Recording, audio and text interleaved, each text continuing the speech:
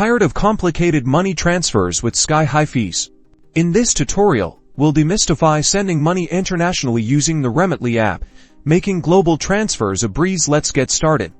First, you need to download the Remitly app from your phone's app store and open it. If you're a new user, tap the sign up button. You'll be prompted to enter your email address, create a secure password, and choose the country you're sending money from. Follow the on-screen prompts to complete your basic profile. Now, click the Send Money button. Next, specify the amount you want to send and the recipient's location. Pay close attention to the exchange rate at this point.